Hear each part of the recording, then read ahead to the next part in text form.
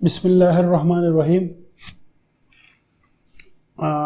Doctor Javed Ali Khan, Al Madina institute of medical sciences से आज हम फोर्थ सेमेस्टर की क्लासेस की कंटिन्यूएशन ऑफ्थल्मोलॉजी हमने स्टार्ट किया है और आज थर्ड जो डिज़ीज़ है उसको पढ़ेंगे, केराटाइटिस।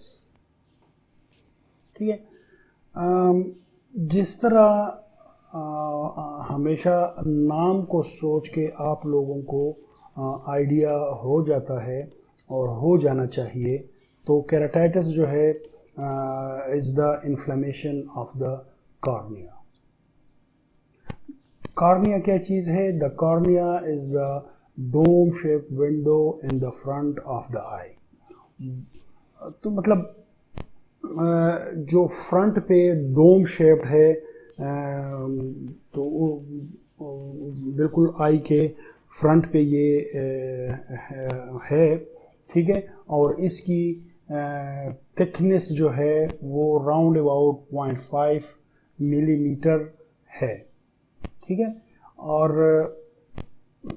ये कॉर्निया जो है हमारी जो आंसू है, टेयर है, उससे ये इसकी सफाई होती है और ये आगे आप लोगों को जाके पता चलेगा कि जब उसकी कमी होती है तो भी एक केराटाइटिस हो सकती है। ठीक है।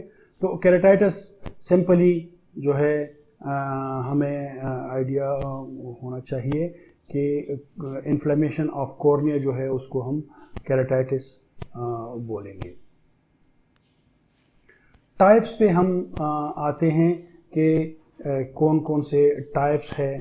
तो केराटाइटिस के टाइप्स जो है उनको हम उसकी लोकेशन, सेवेरिटी पे जो है हम क्लासिफाई करेंगे कि कॉर्निया की कौन से लोकेशन पे इन्फ्लेमेशन हो तो वही नाम देंगे। सेवेरिटी माइल्ड, मॉडरेट और वो भी हो सकती है। काज की वजह से भी हम उसको केराटाइटिस के साथ मिला के जो है उसको नाम दे सकते हैं। जैसे अभी आगे हम पढ़ेंगे, कंजक्टिवाइटिस के साथ भी केराटाइटिस हो सकता है, तो उसको केराटो कंजक्टिवाइटिस का नाम हम उसको दे सकते हैं। ठीक है। तो if keratitis only involve the surface, अगर सिर्फ सरफेस को इन्वॉल्व कर रहा है तो उसको हम सुपरफिशियल केराटाइटिस कहेंगे। ठीक है। अगर वो डीपर लेयर को, जो अंदरूनी लेयर्स है, उनको इन्वॉल्व करते हैं तो उसको स्ट्रोमल केराटाइटिस का नाम दिया जाता है।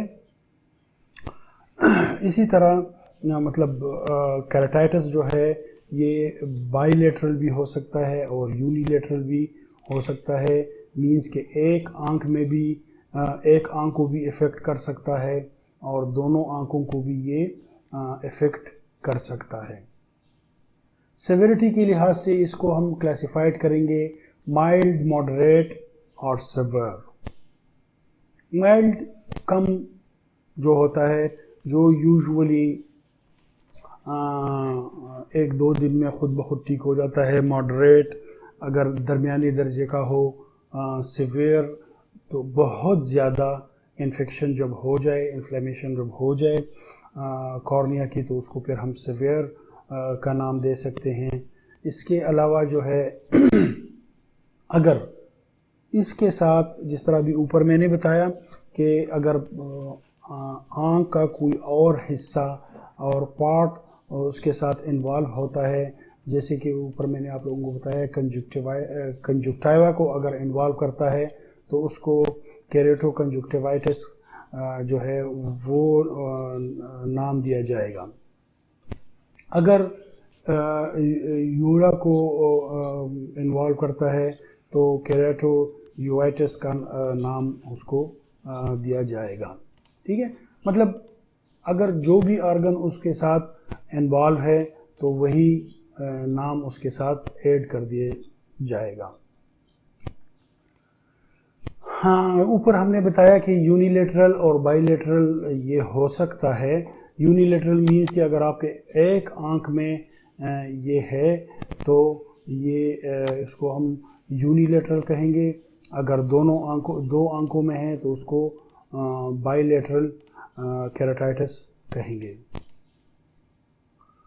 काजेज जो है मेनली केराटाइटिस के काजेज में हमारे पास जो है इसमें बैक्टीरियल काज भी हो सकती है, वायरल काज भी हो सकती है। ये सेम इसकी क्लासिफिकेशन में भी आएगा। अगर बैक्टीरियल है तो बैक्टीरियल केराटाइटिस होगा, अगर वायरल है तो वायरल केराटाइटिस होगा। ठीक है, वो हम इसको नाम दे सकते हैं। इसमें कुछ इन्फेक्शन वायरल जो टाइप इसकी इन्फेक्शन है ये मतलब उसकी वजह से, वायरस की वजह से होगा। अगर हम देखें तो virus type of infection, various type of infection जो मुख्तलिफ़ किस्में हैं। ड्राई आई की वजह से हो सकता है, जिस तरह मैंने बताया कि अगर आंखों में आंसू की कमी आ जाए तो आंख जो है वो खुश्क होगी और कॉर्निया जो है उसकी इतनी सफाई नहीं होगी, तो ये भी केराटाइटिस जो है काज कर सकती है। इसके अलावा जो है इंजरी जो है वो हो सकती है बिकॉज ऑफ लेंसेज, जो लेंसेज यूज़ करते हैं उसकी वजह से भी ये हो सकती हैं। ठीक है, जिस तरह मैंने बताया कि ऑर्गेनिज़म्स में अगर बैक्टीरिया जो है उसकी वजह से है, वायरस की वजह से है, फंगस की वजह से है, तो बैक्टीरियल जो है बहुत ज़्यादा पाया जाता है। और जो हमारे वायरल है उसमें वायरल इन्फेक्शन जो है ज़्यादातर ये हमारी रिस्पायरेटरी ट्रैक्ट इन्फेक्शन जो है उसमें अगर वो इन्वॉल्व हो जाता है तो उसकी वजह से भी केराटाइटिस हो सकती है, जिसको फिर हम वायरल केराटाइटिस जो है का नाम देख सकते हैं। आप लोगों ने देखा होगा कि रिस्पायरेटरी इन्फेक्शन अगर हो जाए तो मतलब उसमें जब वो कॉम्प्लिकेटेड हो जाए, कॉमन कोल्ड फ्लू को अगर हम ले लें तो उसमें भी फिर आंखें सूख हो जाती है और केराटाइटिस का ख़तरा होता है। इसके अलावा फंजाई जो है फंगस, इसमें मोस्टली कैंडिडिया और अस्परजिलोसिस जो है ज़्यादा तर पाए जाते हैं और उसकी वजह से भी केराटाइटिस हो सकते हैं। रिस्क फैक्टर्स जो है, रिस्क फैक्टर में major risk factor for the development of keratitis includes any break और डिस्ट्रप्शन ऑफ सरफेस लेयर।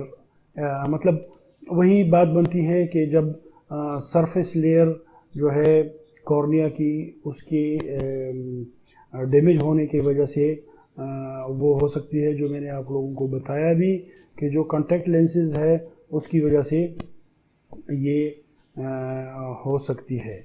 या मतलब अगर वो अनहाइजेनिक हो, अगर हम देखें तो ये अनहाइजेनिक अगर वो यूज़ करें या poor hygienic contact lenses use करें तो उसकी वजह से भी हो सकती है।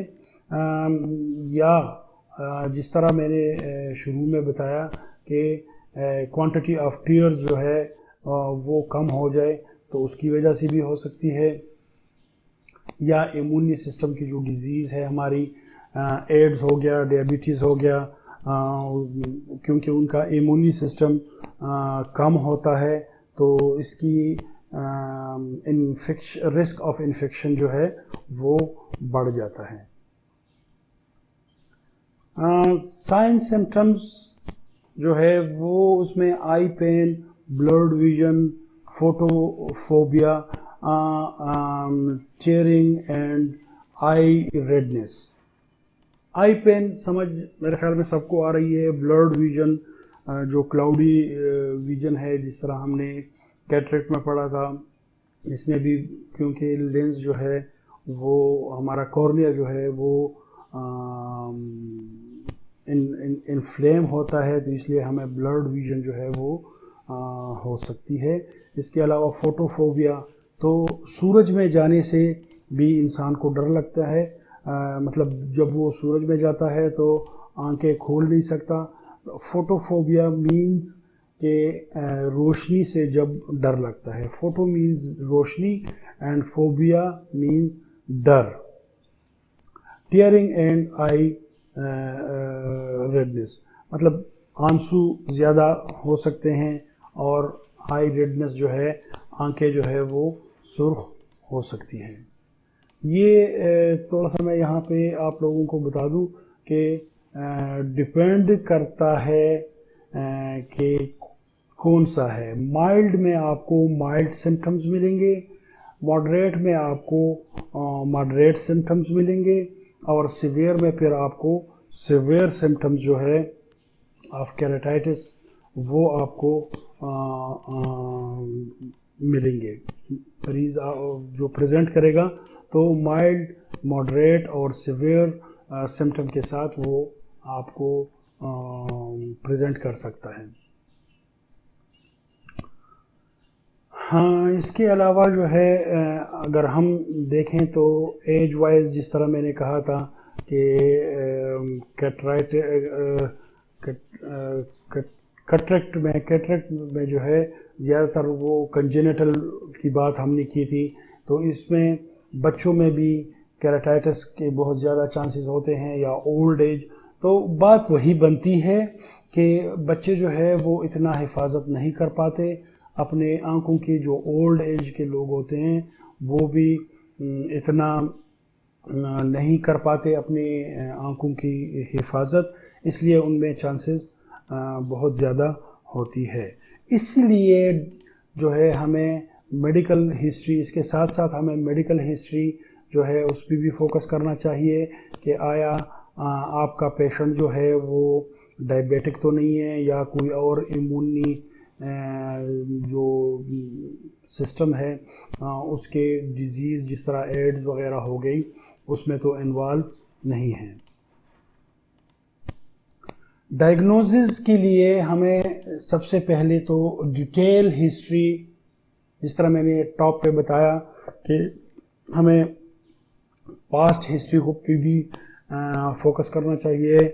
उसकी पहली वाली जो डॉक्यूमेंट्स है, जो इन्वेस्टिगेशंस है, वो देखनी चाहिए कि आया पेशेंट जो है वो डायबिटिक तो नहीं है, या कोई और इम्यूनी सिस्टम जो है उसका इन्वॉल्व तो नहीं है।